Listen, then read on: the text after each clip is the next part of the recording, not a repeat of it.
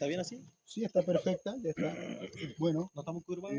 buenas noches, compañeras, compañeros, buenas noches a todas y a todos.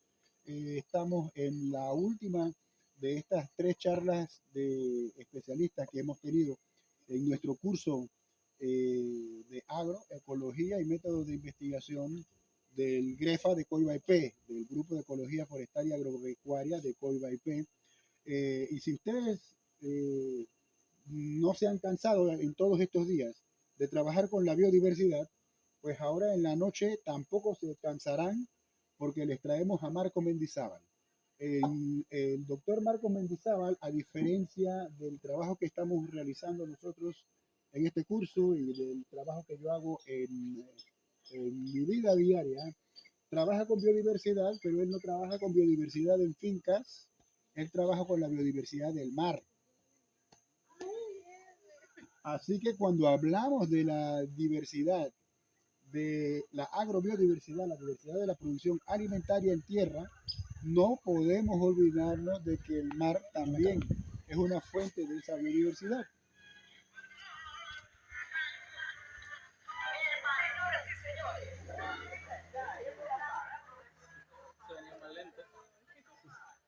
Acaba de pasar ni más ni menos que el único carro vendedor de pan que no se detiene para que nadie le compre. Entonces, Marcos Mendizábal trabaja con alimentos, pero también con recursos pesqueros, con recursos marinos y con la biodiversidad desde esa perspectiva. Él se enfoca también en mucho en la biología molecular de estos organismos. Tiene un doctorado de reciente adquisición, es uno de los miembros más jóvenes, quizás el más joven que tenemos en la estación científica de Coibaipé, y por lo tanto tiene mucho, todavía tiene más futuro que pasado, mientras que yo estoy entre los que ya tenemos más pasado que futuro.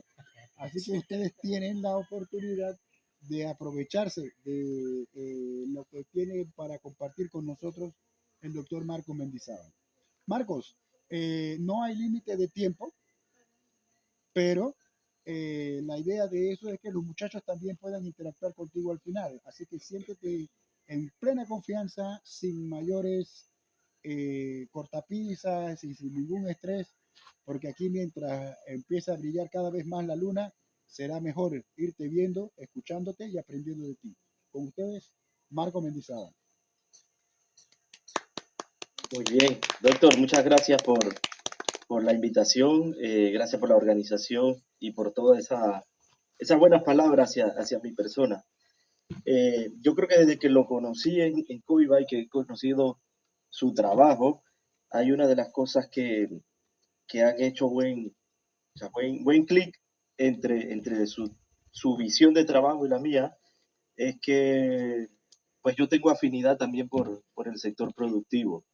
Entonces, además, entre mi pasado, como dijo usted, he trabajado más que todo con el sector pecuario que el agro. Pues yo de planta como que mucho nada. Yo soy de formación biotecnólogo, para los que no me conocen. Eh, bueno, luego hice una maestría en pesca y acuicultura y y el doctorado va más o menos en esa línea, ¿no?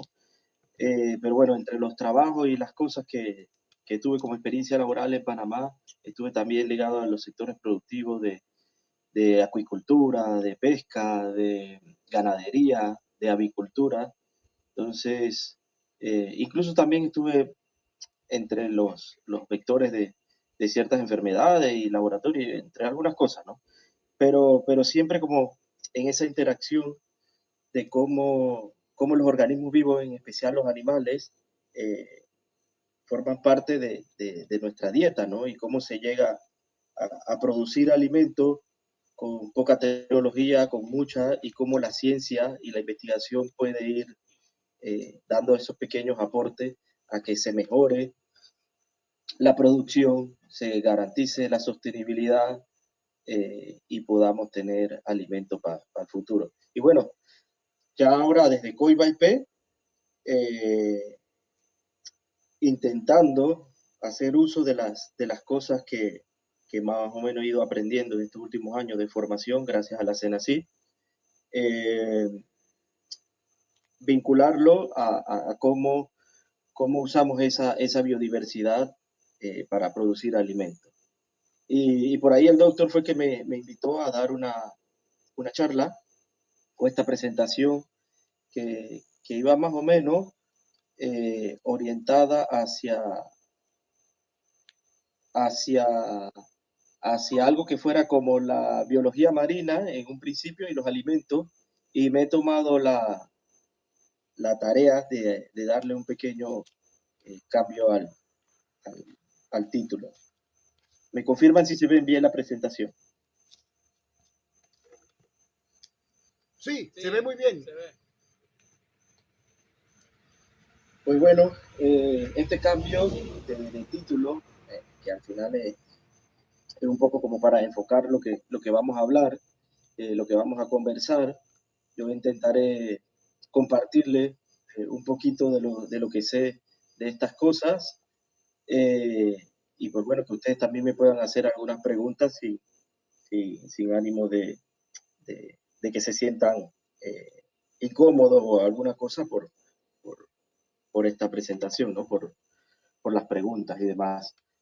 Eh, bien, cuando hablamos de los recursos acuáticos de origen animal, eh, me gusta presentar esta gráfica, porque esta gráfica es a partir del informe que da la FAO. La FAO también tiene una subdivisión de pesca y acuicultura en la cual analiza la situación de los recursos pesqueros y de la producción acuícola a nivel mundial, que se alimenta con los informes nacionales, perdón. Entonces, bueno, aquí podemos tener una idea de ese consumo aparente de los alimentos acuáticos de origen animal por cada uno de los continentes, ¿no? O subdivisiones que tiene, como en el caso de América del Norte y América Latina y el Caribe. Eh, sigue siendo, sigue manteniéndose la tendencia de que es Asia el mayor consumidor de estos alimentos acuáticos, eh, siendo bastante alto lo que consume ese continente respecto a los demás continentes, a las demás áreas. Asimismo vemos que el consumo aparente per cápita de estos alimentos acuáticos de origen animal pueden verse por país. Entonces, esta gráfica lo que muestra es entre colores azul claro hasta azul oscuro, un mayor consumo per cápita, dado en kilogramos por año por persona.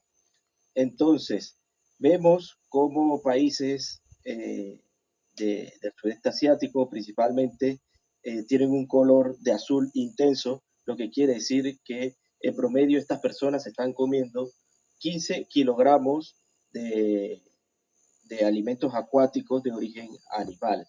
Y vemos en este caso Panamá que está rondando entre 10 y 30 kilogramos por año. O sea, que también tenemos una dieta basada en alimentos de este origen, pero no tanto como los asiáticos. Esto como consumo. Sin embargo, la producción que puede ser consumida en su totalidad por el país o que puede ser exportada, gran parte de esa producción. Pero vemos cómo es la situación global, juntando los datos de todos los países y de todos los continentes. ¿Se escucha? Sí, Sí. sí. Sí, digo. Vemos los datos hasta el año 2022, desde el año 1950, de cómo se ha ido comportando.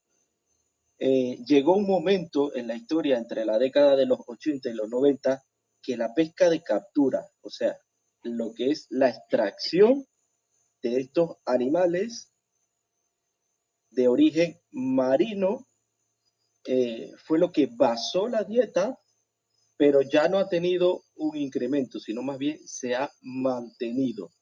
Pero por otro lado vemos, tanto en el color, eso es como morado y como rosado, que corresponden a la acuicultura marina y a la acuicultura continental, cómo ha ido creciendo a través del tiempo y siendo mayor su producción para sostener toda esa demanda. Entonces, bueno, vemos que las pesquerías no tienen formas quizás de aumentar en producción, pero la acuicultura parece que es una actividad que sí puede seguir creciendo. Y en cuanto a Panamá, ¿qué podemos decir?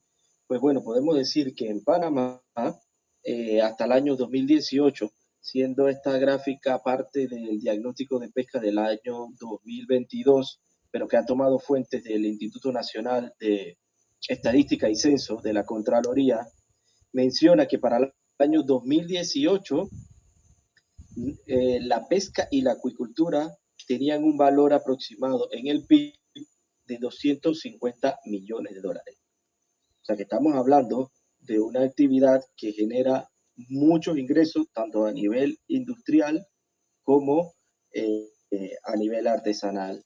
Entonces es una actividad bastante importante para nuestro país, aprovechando ese acceso que tenemos desde las costas a nuestros mares y a esos recursos, a esa biodiversidad que está ahí en nuestras aguas territoriales.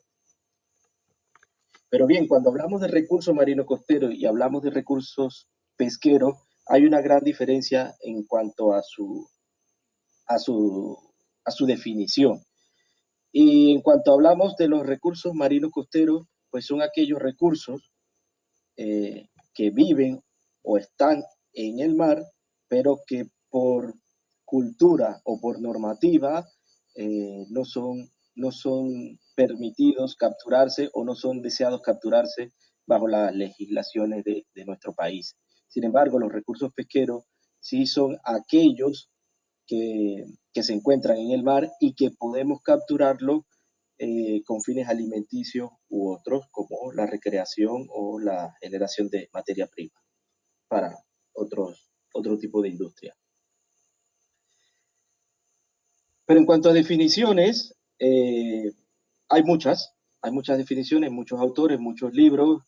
Me gusta siempre poner en contexto las definiciones nacionales que están dadas bajo nuestra normativa, para no estar inventándonos el agua caliente ni el agua fría. O sea, las definiciones ya están y son las que marcan lo que es y lo que no es para nuestro país y qué se puede hacer con ello.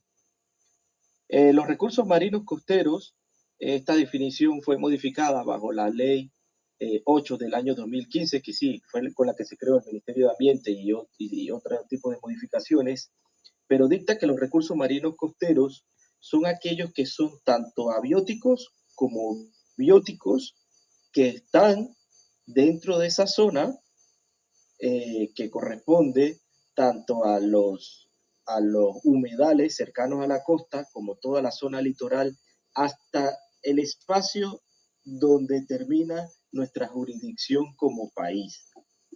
Entonces, esto incluye todo lo que son los recursos minerales, el agua y también los recursos vivos que luego son aprovechados a través de la pesca.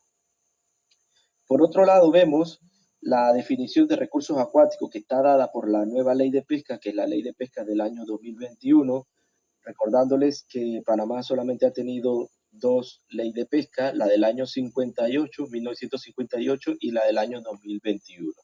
Pues para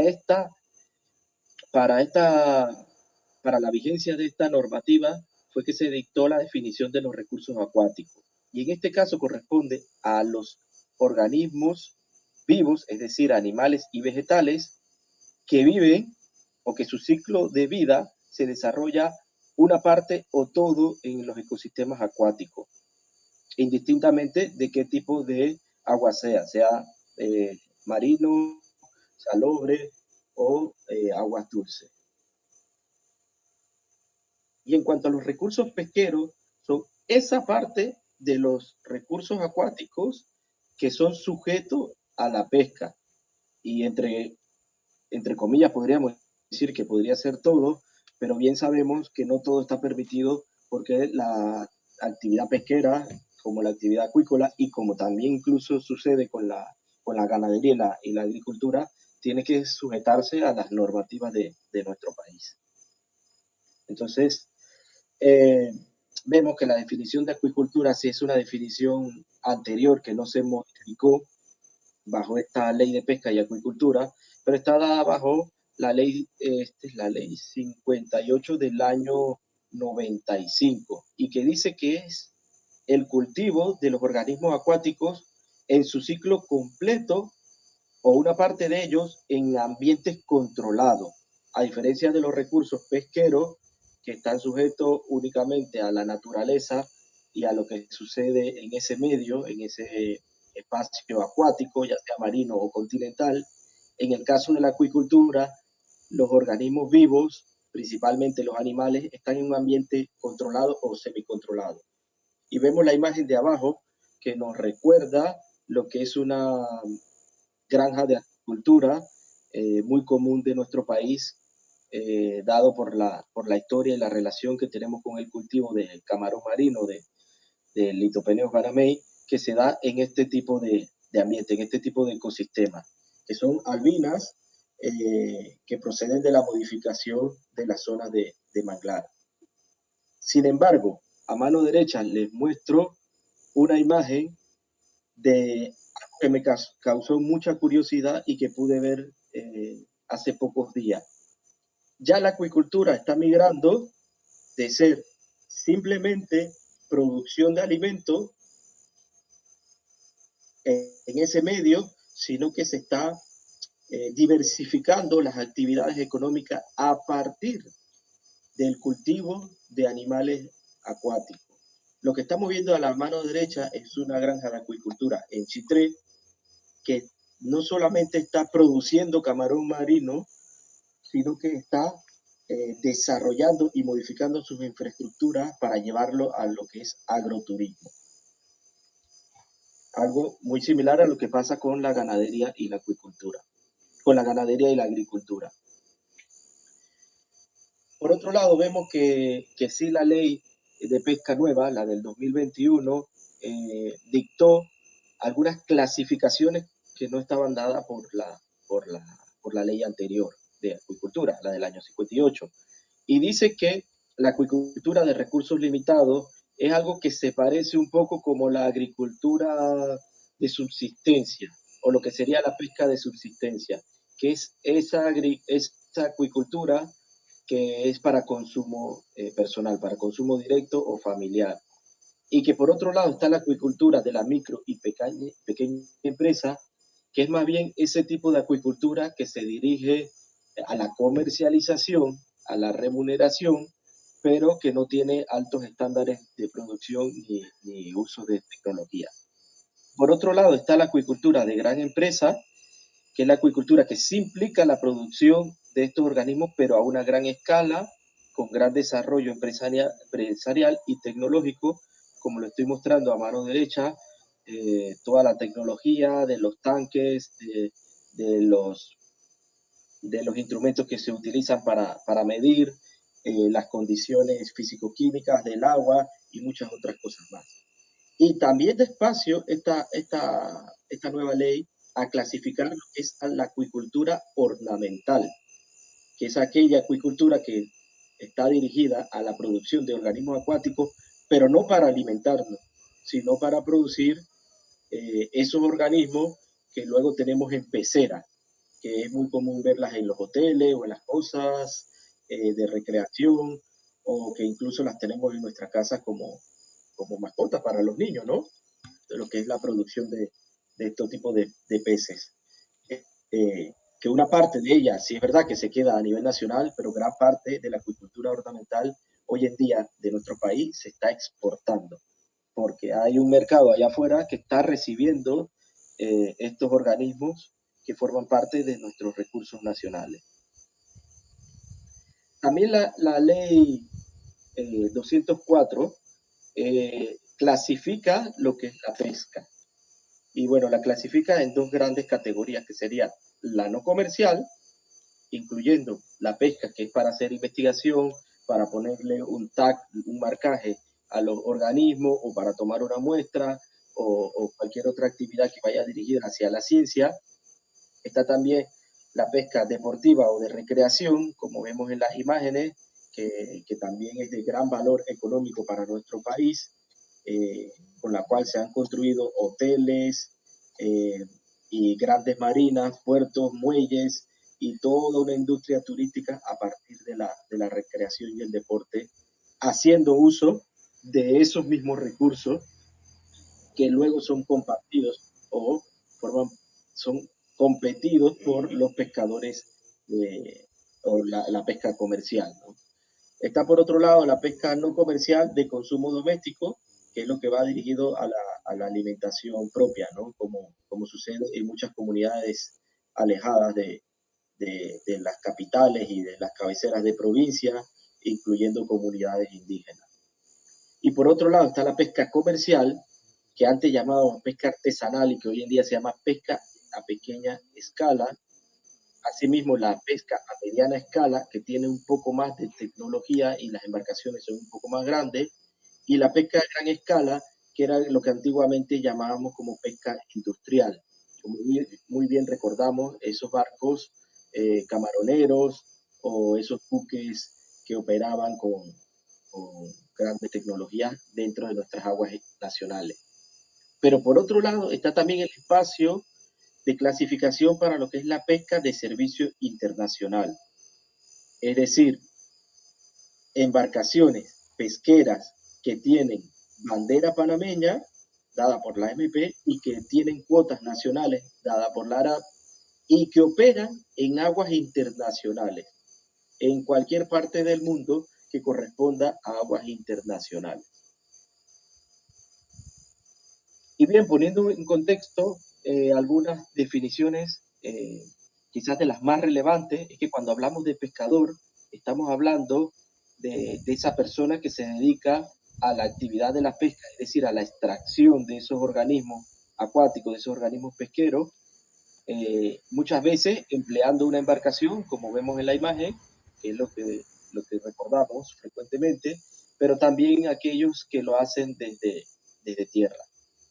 Y por otro lado están los extractores, que son las personas que se dedican a extraer algunos organismos cuando baja la marea, frecuentemente en periodos de aguaje, en periodos de... Un segundo, un momentito. Hola.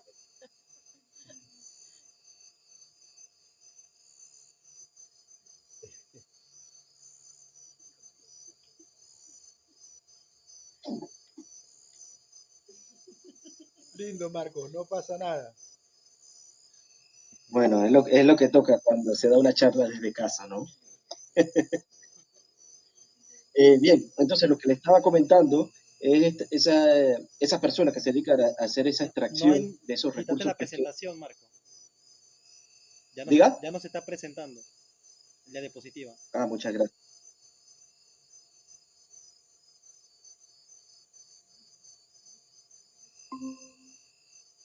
Ahora sí. ¿Ahora? Sí, Sí, ahora ¿verdad? sí.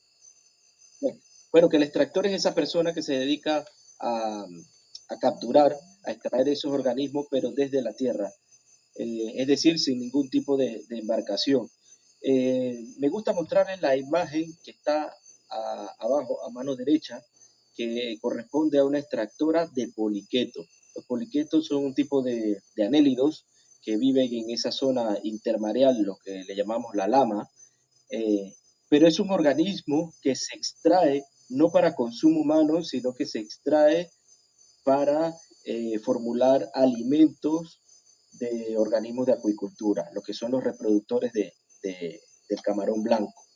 Entonces vemos que la actividad pesquera no siempre va dirigida o por un lado a la recreación o por otro lado hacia el consumo humano, sino que también se da para otros fines, como es el caso de la alimentación animal.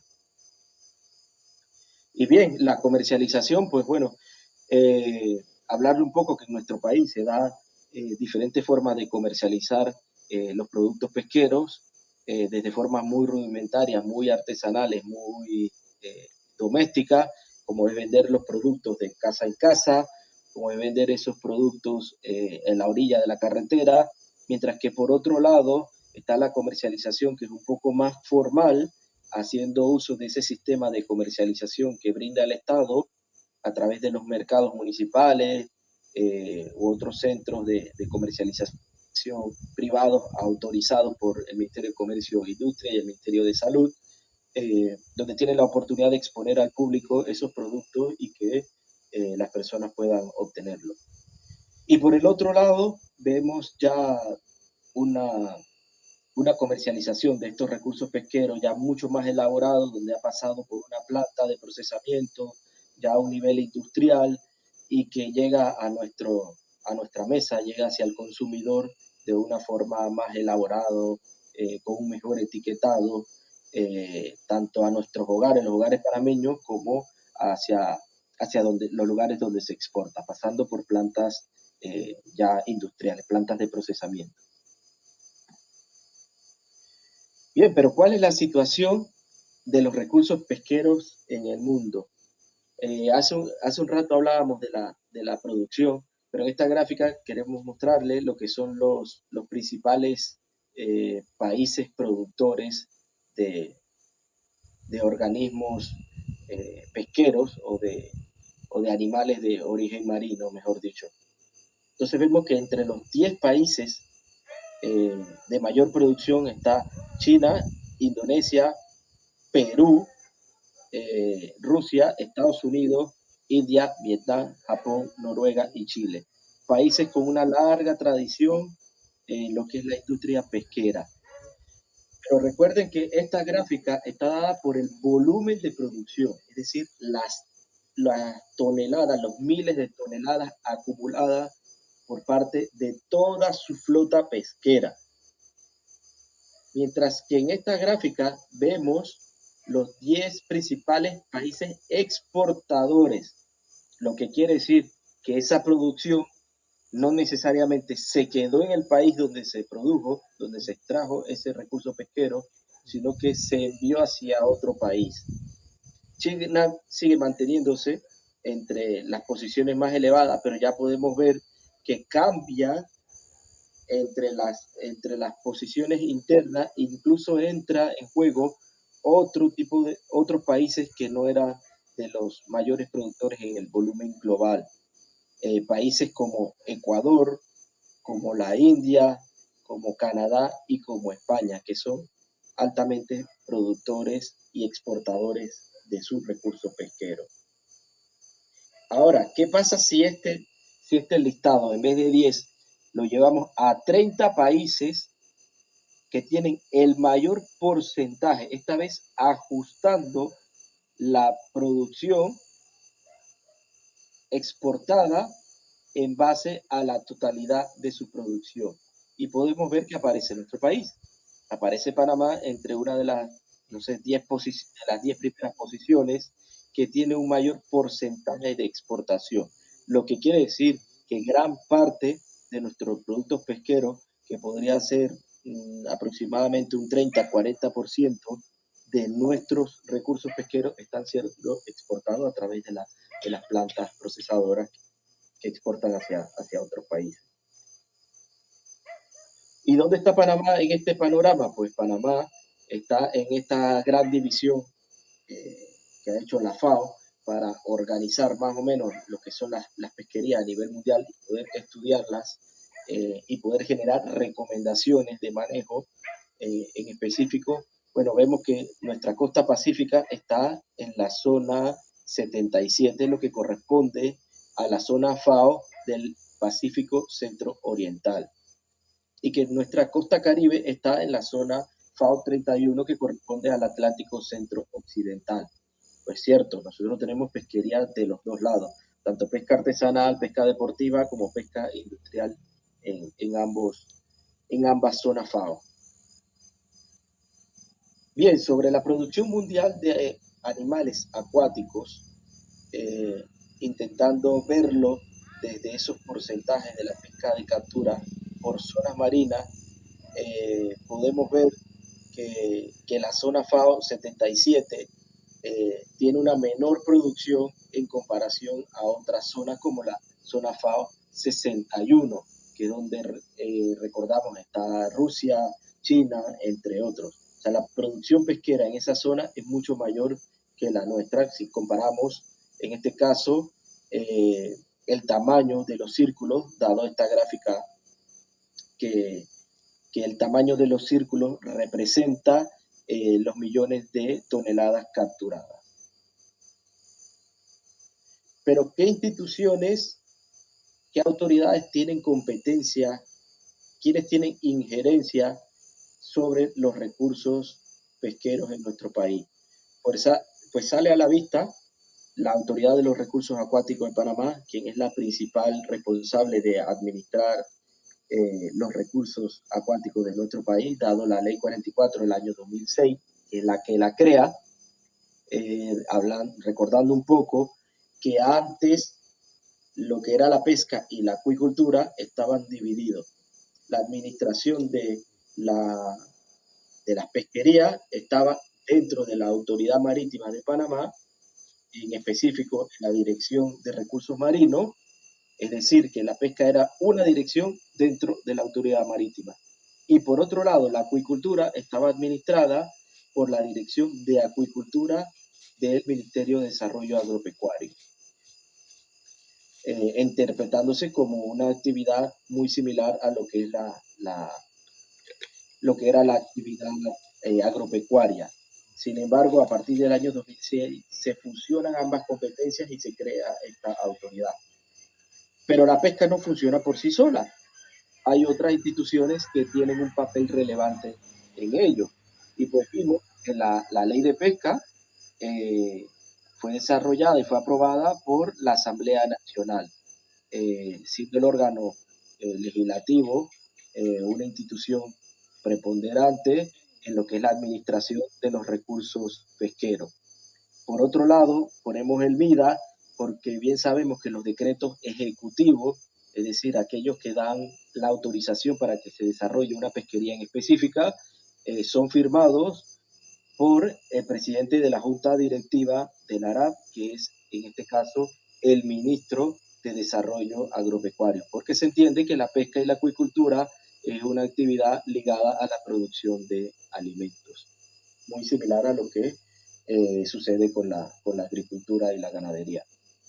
Pero por otro lado está el Ministerio de Comercio e Industria, que es quien autoriza el procesamiento, la instalación de las plantas de procesamiento, siendo en su mayoría establecidas en el puerto de Bacamonte, pero que hoy en día tenemos por todo el país. Tenemos en Chepo, tenemos en Chitré, tenemos en Pedregal, David, en Juan Díaz, en Río Abajo, en todas partes de nuestro país. Es decir, que la comercialización, una vez se ha capturado, está siendo administrada por el Ministerio de Comercio e Industria. Y asimismo, las embarcaciones tienen que tener una autorización tanto para operar en la zona económica exclusiva de nuestro país, como para acceder a los puertos pesqueros. Y esto es dado por la Autoridad Marítima de Panamá. Por otro lado, cabe resaltar que a partir del año 2015, cuando se crea el Ministerio de Ambiente, que pasa de ANAM, de ser una autoridad, al Ministerio de Ambiente, parte de esas modificaciones le dieron la responsabilidad al Ministerio de Ambiente a administrar las actividades pesqueras en zonas que corresponden a áreas protegidas, como sucede en el Parque Nacional Coiba, en parte de también otros parques nacionales que tienen espacio marino costero. Es el Ministerio de Ambiente quien da la autorización, incluso quien emite las sanciones respectivas, como bueno, ya bastante hemos visto en las noticias, casos donde se han encontrado embarcaciones que bueno, en su mayoría, o creo que en su totalidad, eran embarcaciones de pabellón extranjero, colombianas o costarricenses, que estaban operando en zonas que correspondía al Parque Nacional Coiba. Y fue el Ministerio de Ambiente quien realizó todo el proceso administrativo. Y bueno, por otro lado está la Secretaría Nacional de Ciencia y Tecnología, quien también tiene la responsabilidad por incentivar lo que es la investigación hacia los recursos pesqueros y acuícolas. ¿Y dónde está la responsabilidad de Panamá en este panorama regional? Pues está en la zona económica exclusiva, que es lo que ustedes pueden ver aquí en este mapa. Es hasta esa zona, la zona mostrada que parece una escalera en el lado Atlántico y en el lado Pacífico, es hasta donde llega nuestra responsabilidad administrativa, tanto lo que sucede eh, por parte de nuestras embarcaciones que tienen nuestro pabellón, nuestra bandera y nuestros permisos, nuestras licencias de pesca, como aquellas que se metan en nuestras aguas.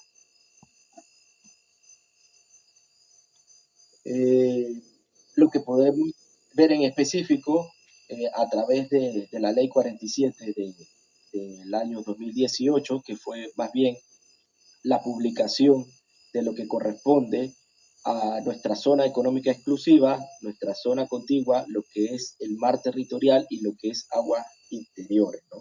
Que cada uno tiene una categoría administrativa distinta y que está dado en cada normativa lo que se permite o no hacer en cada uno de esos casos. Pues bien, pero ¿dónde sucede o dónde arriba ese producto pesquero luego de ser capturado en nuestros mares?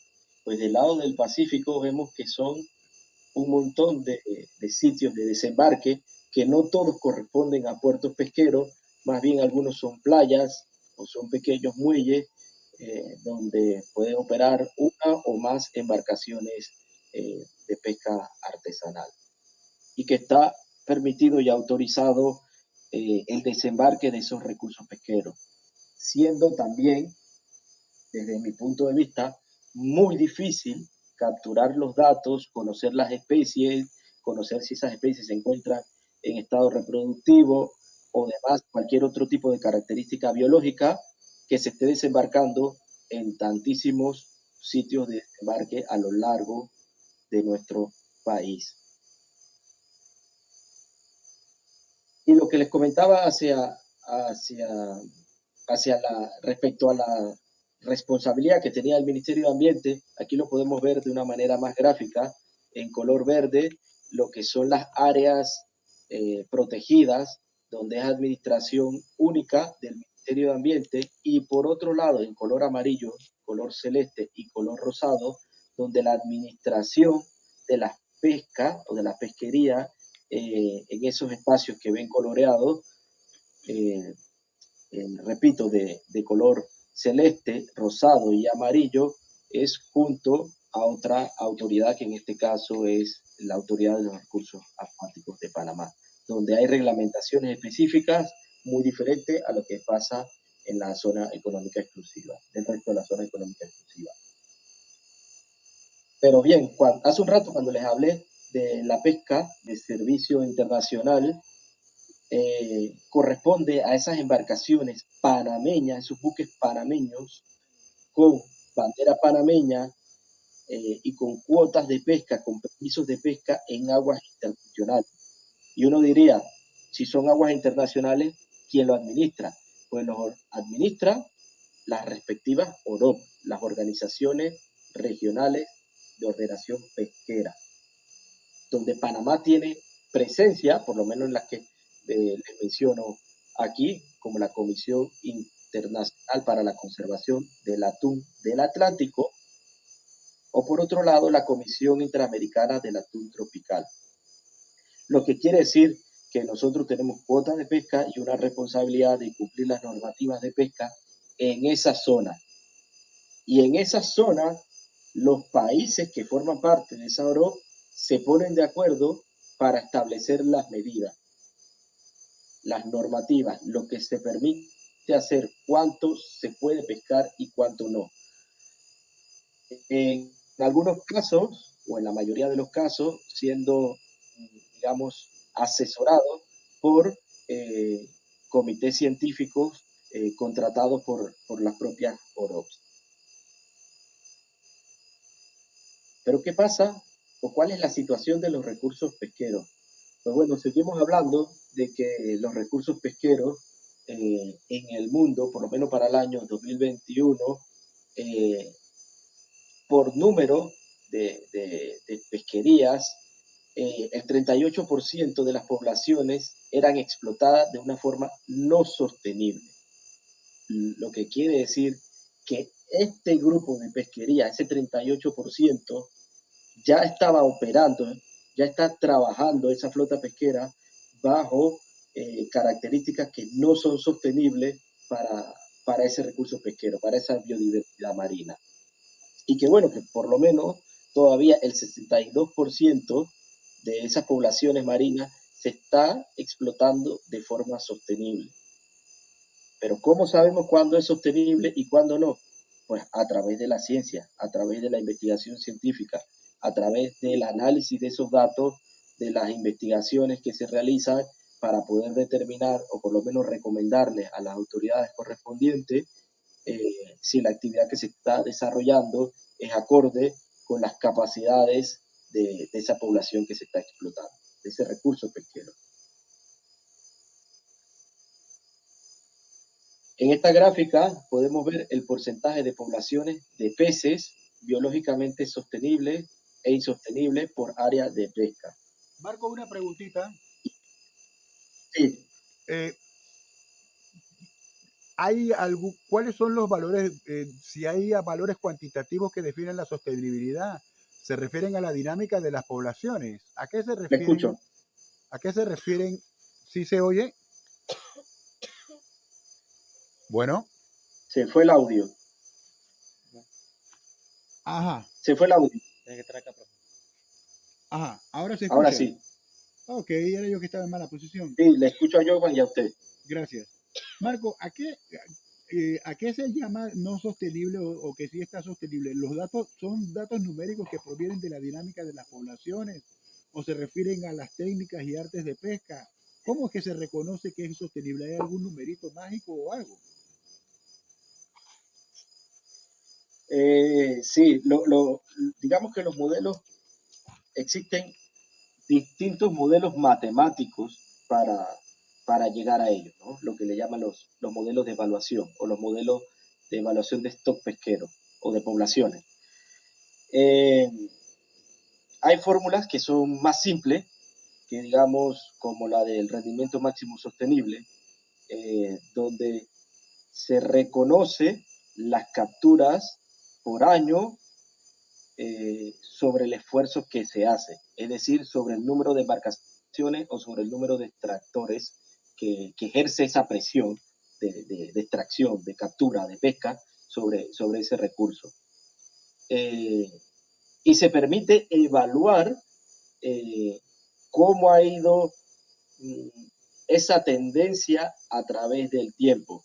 Y si vemos que el esfuerzo se mantiene, es decir, estas mismas 10 embarcaciones, cuando antes pescaban, por ejemplo, 10 toneladas anuales, y ahora estamos pescando 6, 6, 6, año tras año, pues quiere decir que nosotros llevamos ese recurso, esa población, ese stock, a su rendimiento máximo sostenible, que fue 6.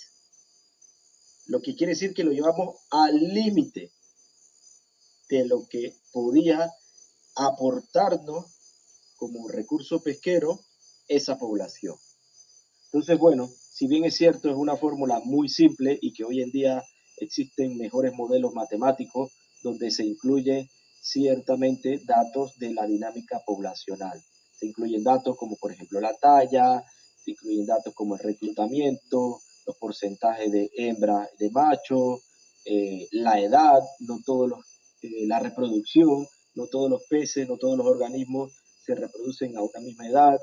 Eh, el porcentaje de eclosión, hay especies que ponen más huevos que otras, pues y así sucesivamente. Entonces hay modelos matemáticos que incluyen más datos, que son más ricos y que pueden, digamos, reconocer que a lo mejor esos cambios en el rendimiento de la captura, cuando bajó de 10 a 6, no fue producto de una migración debido al cambio climático, sino que fue producto realmente de que el esfuerzo pesquero ha sido demasiado para sus poblaciones. O sea, para ver si entendí bien, de todas maneras se trata de datos empíricos. En el primero se trata de la dinámica del volumen de captura y ahí se ve cuándo Sí, se llegó al máximo. Y en el segundo, sí, los modelos se basan en datos empíricos de la estructura de la población, de cuántos son huevos, cuántos son hembras, cuántos son, no sé, de los diferentes tamaños, de los diferentes estadios de desarrollo del ciclo biológico de esos animales. Estoy en lo cierto. sí, muy cierto. Gracias, oye, muchas gracias. No te quito más tiempo, te seguimos Totalmente escuchando. cierto. Chévere, te seguimos escuchando. Totalmente cierto.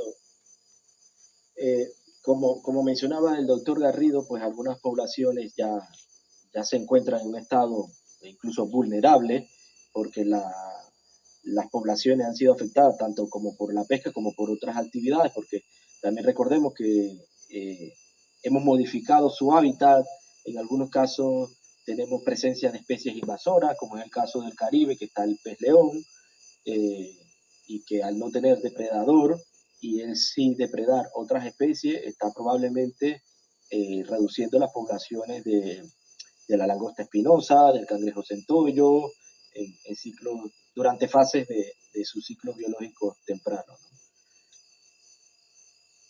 Entonces, ¿cuál es la situación de los recursos pesqueros en Panamá? Un poco para poner en contexto lo que el doctor estaba mencionando y cómo la ciencia nos da luces de eso.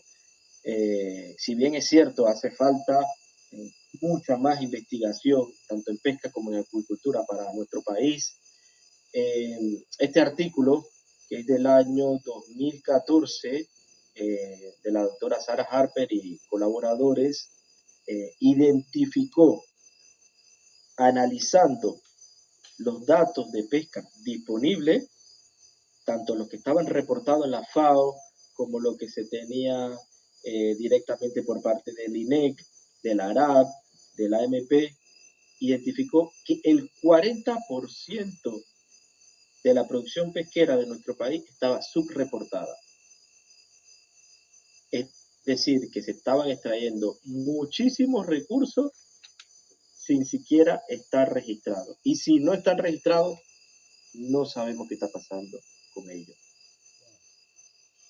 Si no están registrándose ni siquiera las especies, cuando es muy crítico lo que puede estar sucediendo con sus poblaciones. Entonces este fue un trabajo importante que analizó los datos desde el año 50 hasta el año 2010, intentando entender tanto las principales pesquerías como aquellas pesquerías que no eran tan relevantes en cuanto a volumen y, y digamos, valor económico.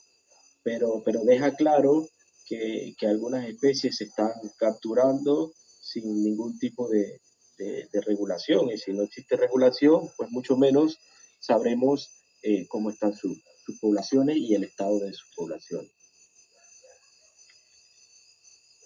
Pero bueno, todavía sigue habiendo esperanza, hay esfuerzos nacionales, hay esfuerzos internacionales, hay esfuerzos que salen desde las, digamos, las Naciones Unidas, como queriendo indicar que los países se ponen de acuerdo, pero también hay esfuerzos nacionales que son los que hace cada uno de sus países, de los países para mejorar la sostenibilidad de la pesquería, pero también hay esfuerzos que son privados, o mejor dicho, público-privados, como es las certificaciones de pesca sostenible, y este es un ejemplo de ello, el más famoso, el más grande, el más reconocido a nivel mundial, que es el MSC, el certificado de Marine Stewardship Council, que, que es una organización, digamos, sin fines de lucro, pero que si bien es cierto, nace de esa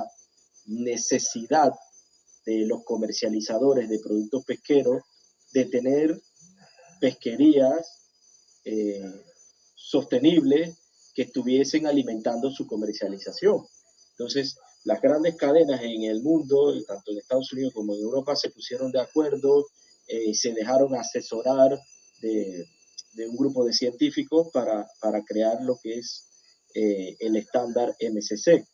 Pero eso es un estándar que no se le da simplemente al proveedor, sino que las pesquerías de donde trabajan, donde operan, esos proveedores tienen que intentar certificarse, es decir, cumplir con esos estándares para poder proveerle, o como mínimo decir que están en un proceso de mejora, en lo que le llaman un proyecto de mejora pesquera. Entonces, bueno, vemos que este certificado, este estándar tiene tres principios. El principio número 1, que va orientado hacia la sostenibilidad del stock, donde analiza el recurso pesquero objetivo y que es el que luego se comercializa. Es decir, pongamos un ejemplo, las pesquerías de camarón de Panamá a través de embarcaciones de arrastre. Eso sería una unidad de pesca la cual se quiere certificar. Pero ese primer principio analiza las poblaciones de los camarones o de las especies de los camarones que se comercializan.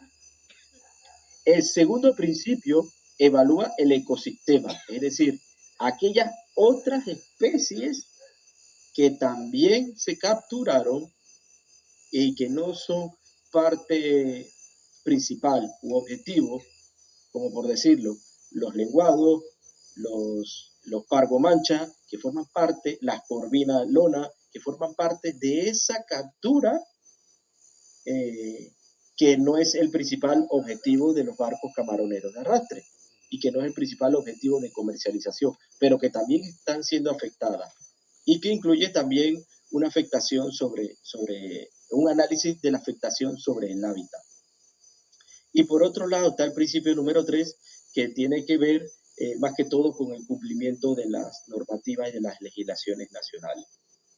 Entonces, estos tres principios despliegan una serie de puntos a evaluar, donde auditores internacionales van a los países y analizan los datos que corresponden a sostener la idea de que se está cumpliendo o no se está cumpliendo.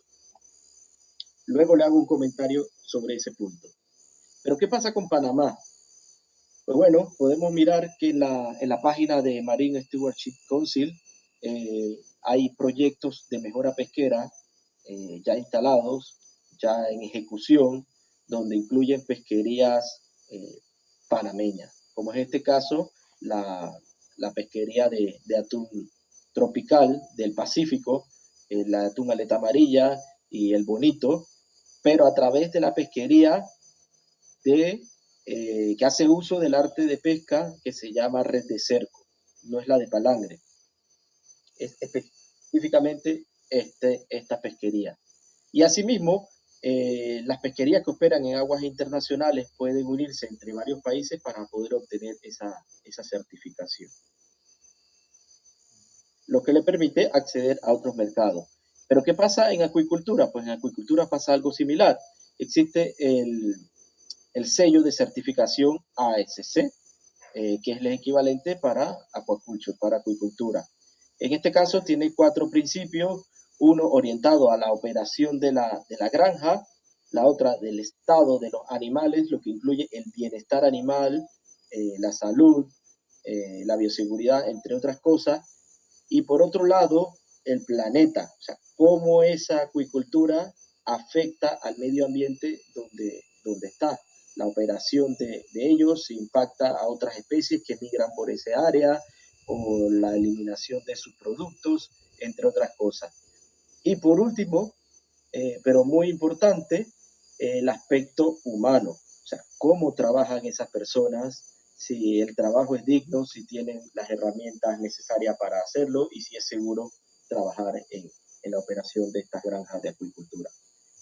Y sobre Panamá, bueno, podemos ver que hay 4 proyectos de certificación pesquera. De hecho, uno de esos 4 ya está certificado, que es el caso de la producción de cobia en Colón, que ya tiene una certificación por parte de las auditorías que brinda la ASC. lo que le permite acceder a a grandes mercados.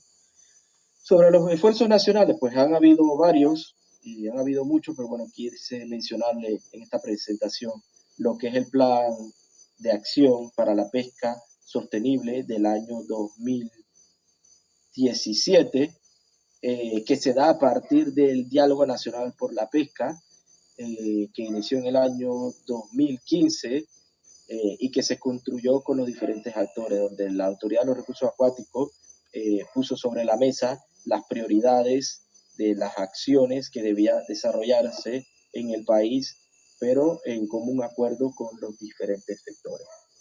Y bueno, un documento que luego se adoptó por decreto ejecutivo y que dictó algunas de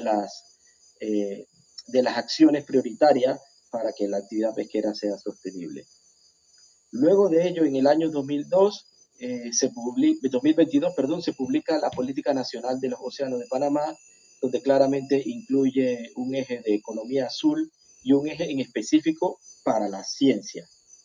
Lo que cabe destacar, la importancia de la ciencia, de la investigación científica, para poder recomendar cómo se tienen que hacer cómo se tiene que desarrollar las pesquerías y la acuicultura en base a que su actividad sea sostenible, ¿no? Pero todo con datos. Bueno, estos documentos demuestran que reconocen el valor de la ciencia, incluso el Plan Nacional para la Pesca Sostenible posteriormente permitió la creación de lo que fue el Plan Nacional de Investigación Pesquera, donde está también aprobado por resolución administrativa y que dicta cuáles son las áreas prioritarias, hacia dónde debe dirigirse ese esfuerzo de investigación y por ende los presupuestos de nuestro país. Y por último, pero muy reciente, algo que yo he venido notando quizás tanto en este último PENSID y los dos anteriores, que ya incluyen un componente de pesca y acuicultura, ya sea de forma explícita o de forma implícita dentro de lo que es la categoría o las acciones para el sector agropecuario.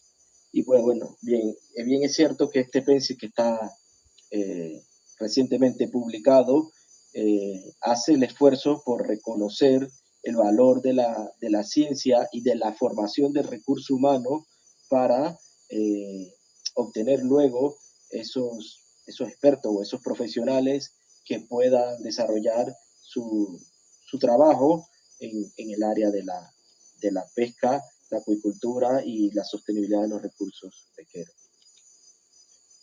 Porque a todo esto no se llega sin ciencia. Y bueno, quiero mostrarles un ejemplo de un artículo desarrollado en Panamá por panameños, donde la tecnología, donde el uso de herramientas moleculares también hace un aporte sobre lo que es la comercialización y la trazabilidad en específico de peces óseos que están presentes en los mercados nacionales.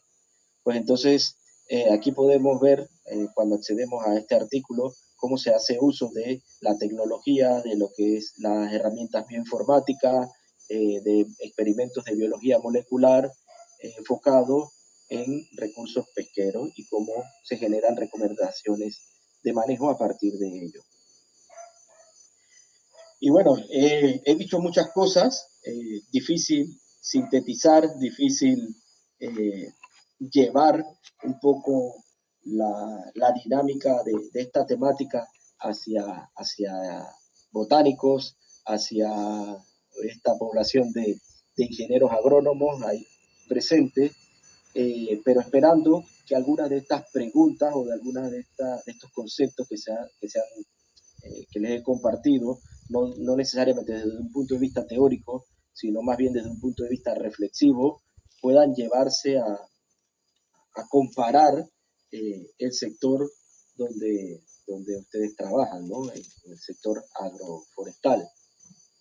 Porque son actividades muy similares que hacen uso del suelo, hacen uso del agua, hacen uso de los recursos naturales, que pueden ser sujetos a bioprospección, que son recursos biológicos de nuestro país y recursos genéticos de nuestro país, tanto los terrestres como los marinos, bueno, que están amparados bajo el convenio de la biodiversidad, que están amparados bajo el protocolo de Nagoya, eh, el, el protocolo de Nagoya, entre otros. Entonces, bueno, dejo algunas preguntas aquí que nos siguen indicando y nos siguen generando curiosidad respecto hacia dónde va nuestro trabajo, ¿no? Si son infinitos los recursos pesqueros, si es sostenible la acuicultura, cuáles de las que estamos haciendo, que si se está incluyendo esta dimensión social, ya vemos que hoy en día los proyectos,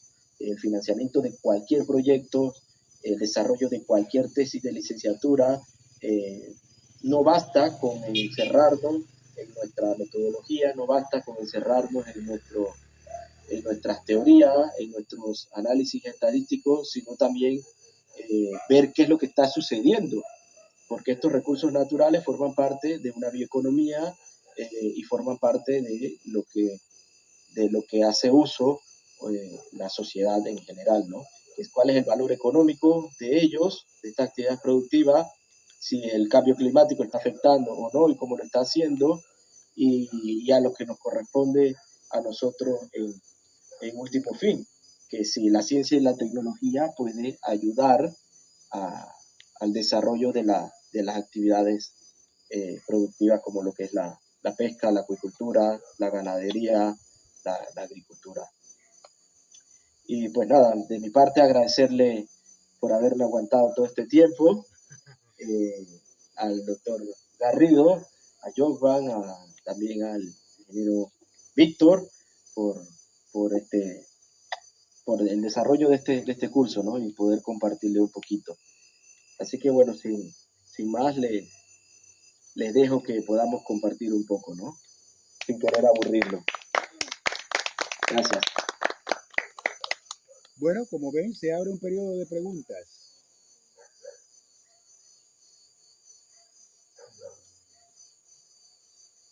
¿Se me oye? Tienes que acercarte aquí al Sí, micrófono. quiero ver ¿Quieres verle la cara? Ok. si puedo poner la cámara. Ok, Sí. vamos a ver. Esperemos que Quizá sea veas sombras nada más, pero déjame ver. Déjame, si puedo prender. Déjame ver, vamos a prender. Jogban fue a ver si se puede No se prender preocupen, ya veo que no se oye. la luz de acá atrás. Algo es algo. Por favor. Sí, ok, bueno, viendo un poco lo del el sistema pesquero gracias. El sistema pesquero de que hay microempresas, macroempresas y todo eso. ¿Cómo preguntarlo? Ok, si uno quiere adentrarse a ese tipo de comercio, ¿existe algún tipo de catálogo o más bien página que, ¿cómo decirlo? Enseñe qué tipo de peces es que uno puede pescar o qué tipo de cosas son sostenibles para ese tipo de empresas? No sé si se entiende la pregunta. Porque, Yo te respondo y luego me puedes retroalimentar. Si te refieres a saber qué se permite y qué no se permite como actividad pesquera, básicamente tienes que acercarte a la autoridad y como mínimo leer sobre las normativas de lo que te interesa. ¿Por qué te lo digo? Porque por lo menos el último decreto, creo que fue el decreto 14, que fue el segundo que intentó reglamentar la nueva ley de pesca, indica cuáles son las pesquerías, indica cuáles son las pesquerías habilitadas para nuestro país. A ver si la versión anterior lo tiene. Y ahí está dicho claramente cuáles son las pesquerías que se permiten en nuestro país y cuáles no. Algunas son dadas por licencia y otras son dadas por permisos de pesca. Los permisos son para la pesca artesanal o pesca a pequeña escala. Eso como actividad extractiva. Luego la comercialización, ya digamos que está más bien administrada por lo que es el Ministerio de Economía y Finanzas. Es decir, que tú como comerciante, imagínate que tú quieres poner un puesto de venta en la mesa de productos pesqueros, pues tú puedes comprar de diferentes fuentes, de diferentes pesquerías, incluso de acuicultura, y dedicarte a comercializarlo. Si me preguntas a mí si existe un catálogo, yo te diría que no estoy informado que exista un catálogo ni de pesquería ni de peces.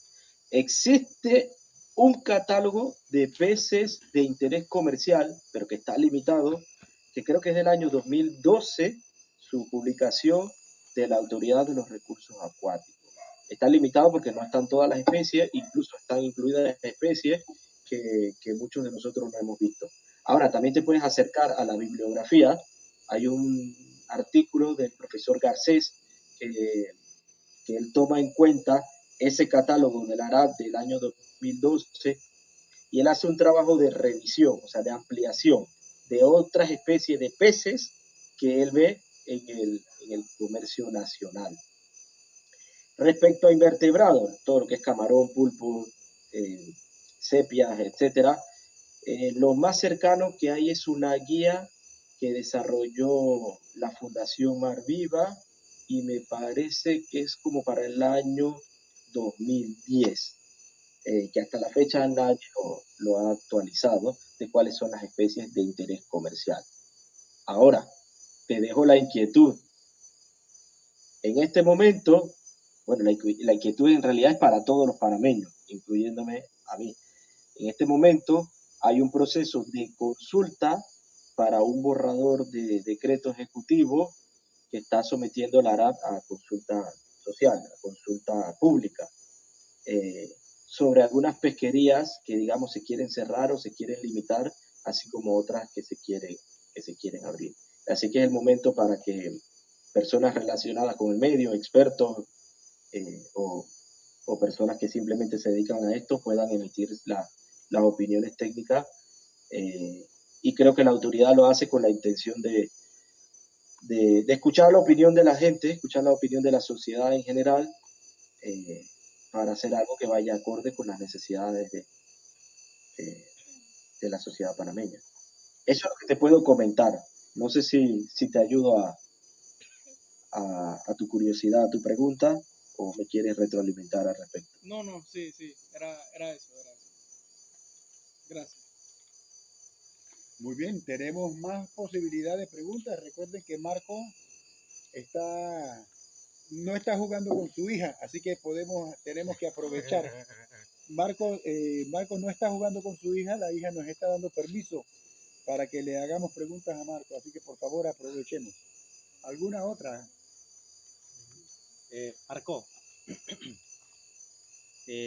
siempre me llama la atención el Caribe, o sea, Gunayala tal vez sea muy complicado, pero Bocas, Peraguas, estos puertos más que nada. ¿Me escuchan? ¿Cuál es la pregunta? ¿Me la puedes repetir? O sea, Escuché la zona geográfica, pero no la pregunta. o sea, los puertos siempre veo que están posicionados por el Pacífico, por el lado del Caribe. Tal vez la pregunta se Te parece a una comento. que también yo tengo. ¿Por qué hay tantos puntos de puertos y lugares de desembarque de material que se pesca en el lado del Pacífico y por qué hay tan poquitos en el litoral del Caribe?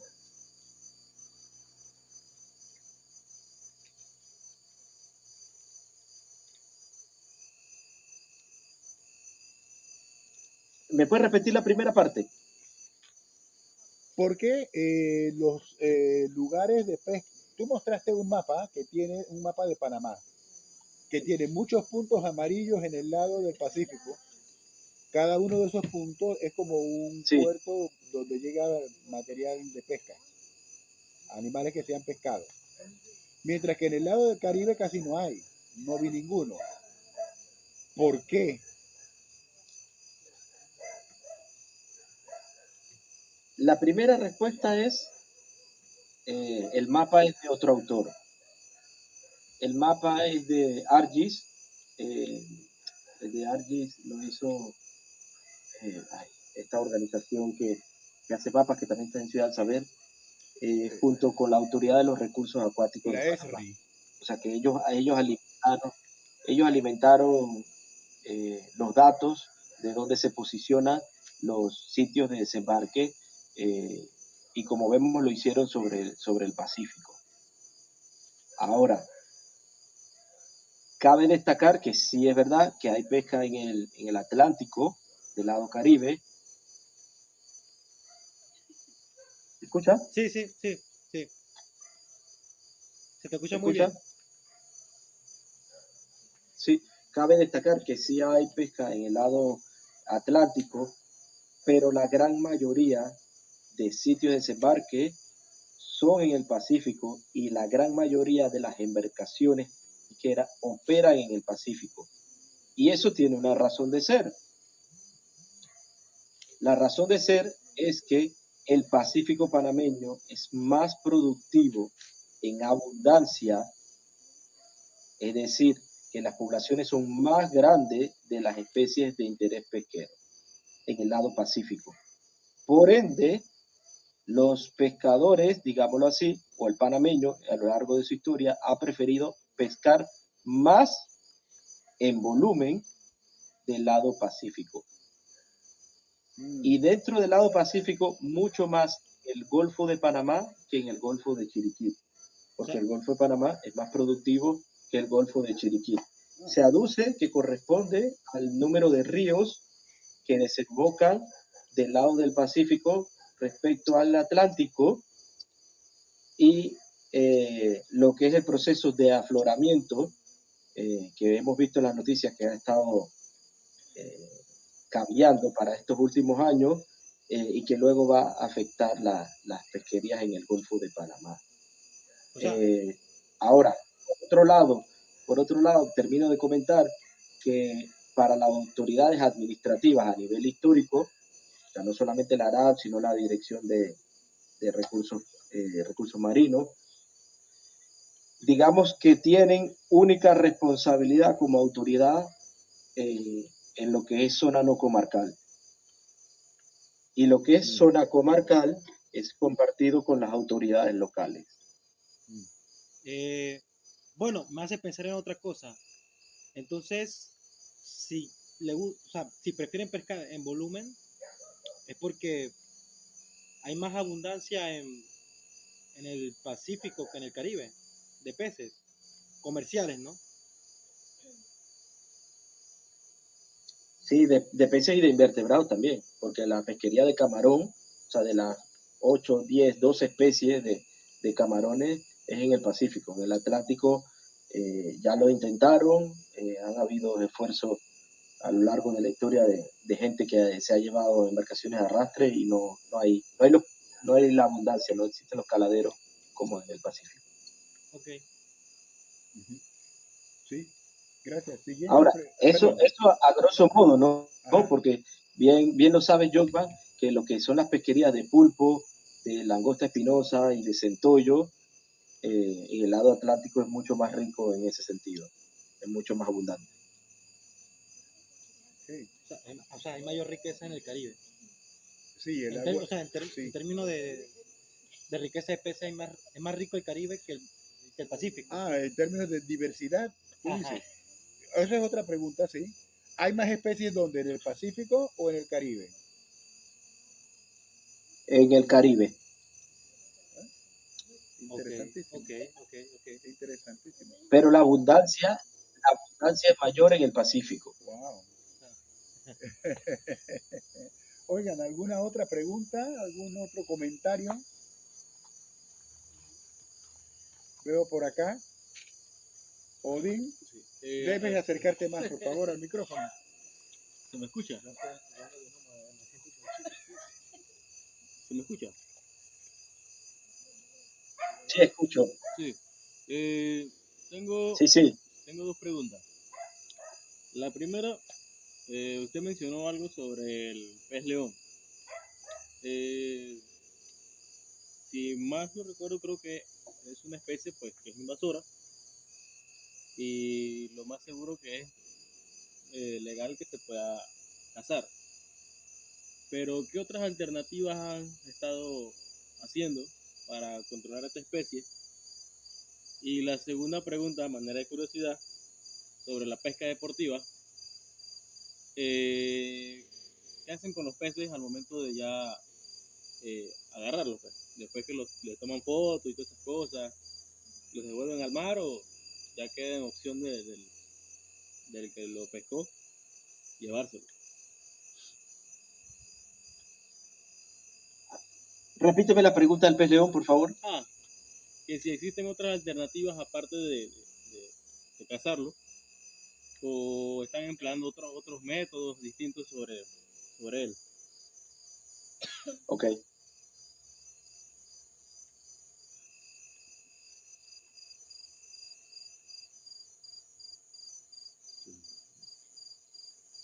Los dejé de escuchar a ustedes.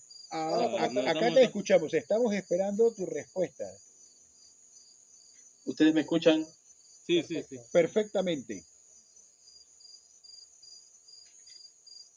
Voy a intentar responder, pero a ustedes los dejé de escuchar. En cuanto al pez león, pues el pez león dice la leyenda, lo han intentado explicar algunos investigadores, que surge por una ruptura de peceras en Florida, siendo esta una especie del Indo-Pacífico. Uno de estos tornados se va al Atlántico y luego, como todo proceso de invasión, ya luego cuando se establece la población de la especie, termina colonizando todos los nichos posibles en, en, en ese nuevo lugar, ¿no? En ese nuevo hábitat. Y hoy en día está hasta Brasil y cubre todo el Caribe.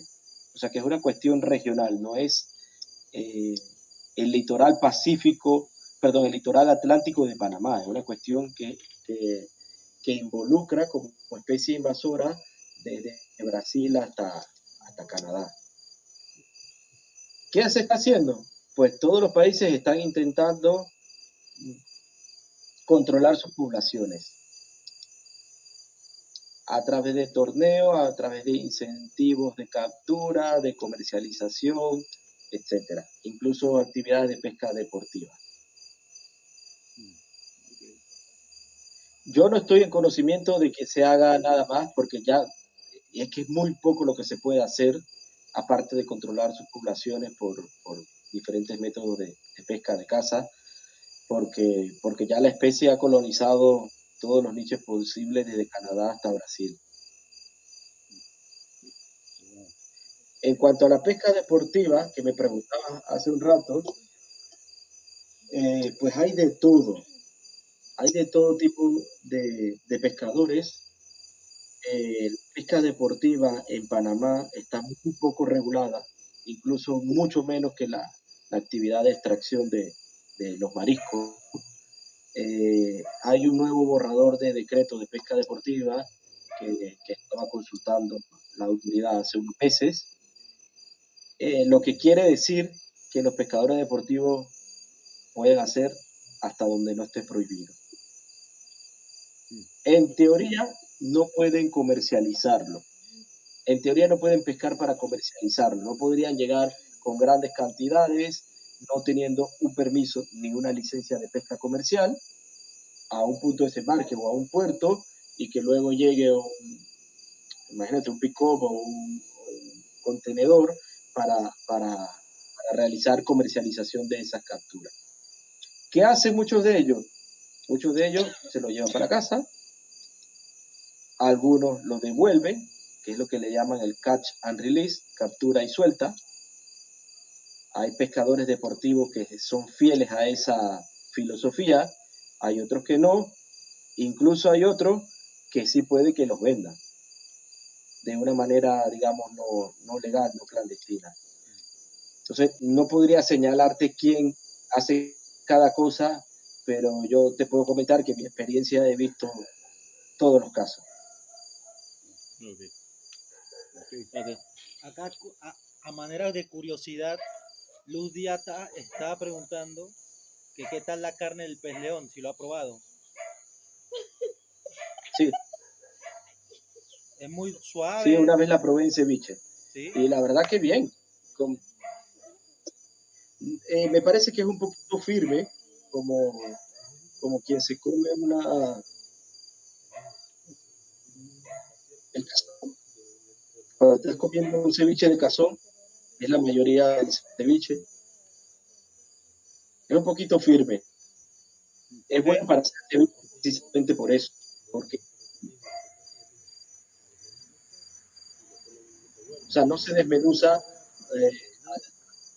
al desnaturalizar las proteínas en limón. Ajá. Bueno, ¿alguna pregunta? ¿Tenemos chance para una última pregunta o comentario, o si prefieren? ¿No? Marcos, yo quiero dejar como último comentario la siguiente observación. De la información que nos ha transmitido Marcos aquí, logro entender una cuestión. En ecología, digamos, en los estudios de pesquería, en los estudios marinos, es bastante frecuente encontrarse el uso de fórmulas, digamos, matemáticas de la ecología de poblaciones, los ciclos biológicos, cómo andan los diferentes estadios, los números de individuos. Aquí Marjorie Rodríguez está trabajando con eso, mientras que a nivel terrestre me parece que hay una tendencia un poquito más a trabajar con la diversidad de especies que hay en las comunidades. Es decir, los modelos matemáticos para el estudio de las poblaciones, además de estar bien desarrollados para el ser humano, me parece que también están bien desarrollados para los casos de los recursos pesqueros. Es una bonita fuente de información. Sí, así es, doctor. De hecho, eh, como usted bien sabe, es mucho más difícil hacer una observación en el mar, es decir, contar un pez, contar un recurso pesquero, es mucho más difícil. Y lo que se hace en estos modelos de evaluación de poblaciones es alimentarse de los datos de desembarque, de los datos de captura. Eso en parte, esa es la primera fuente de datos, porque la actividad pesquera te ha hecho un muestreo, ahí te ha ayudado. Ellos han salido bajo una metodología, bajo un instrumento, llámese red o llámese línea de anzuelo, ha ejercido un muestreo sobre ese ecosistema y han capturado una diversidad de especies donde con esto pueden analizar tanto la riqueza como la abundancia. Luego está la otra fuente de datos que ya sería sobre las capturas. Es ya el científico, el biólogo, el técnico, estando en la embarcación, porque hay parte de la captura que no llega a tierra, que se descarta o que se procesa. Y como sucede, por ejemplo, con gran parte de los tiburones, se le corta la cabeza y luego tú no sabes qué especie es. ¿Cómo puedes analizar tú qué poblaciones son si no sabes? Te llega luego el tronco. O, por ejemplo, si tú quieres saber el estado reproductivo de los dorados, del dorado, pero el dorado, bajo las características de su pesquería, es un pescado que se eviscera en sitio. A los 9, 10 días cuando llegas, ya no tiene las gónadas. No sabes qué proporción estaba maduro o inmaduro, hasta que el científico está a bordo para capturar el dato. Y luego está la pesca de investigación, que ya no está relacionada a la actividad pesquera per se, llámese comercial, de pequeña escala, mediana escala, o la pesca deportiva, sino aquella que sale especialmente a tomar datos íntegros bajo, y muestras bajo una metodología específica, lo que se llama pesca de investigación, ¿no? Los viajes de investigación pesquera. Por eso que hay muchos de estos buques oceanográficos que andan por muchas partes del mundo. Hay estados que tienen sus propios buques oceanográficos que ellos, además de tomar información físico-química y de batimetría y de las condiciones del agua y del suelo, del fondo, perdón, también están tomando datos de los recursos hidrobiológicos, ¿no? Para luego estimar e incluir todos estos datos y corregir los modelos de evaluación pesquera.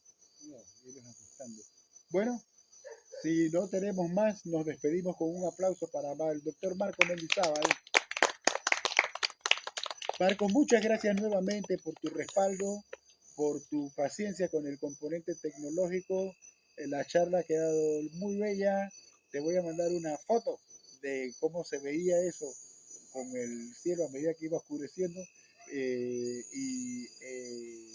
Nuevamente, que tengas una buena estancia ya con tu familia y nos vamos a ver entonces muy pronto. Un fuerte abrazo. Hasta la próxima.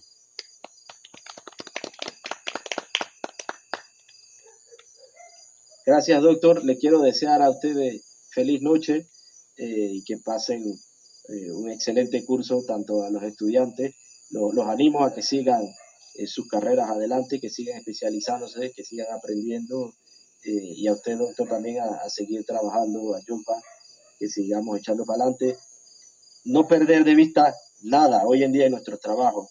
Ciencia por un lado, sociedad por otro, tecnología, comercialización, normativa, hay que estar en todas las que podamos. Nos llevamos ese mensaje a la almohada. Feliz noche a todos. Igualmente. Gracias, igualmente. Chao. Chao, Marco. ¿No? Bueno.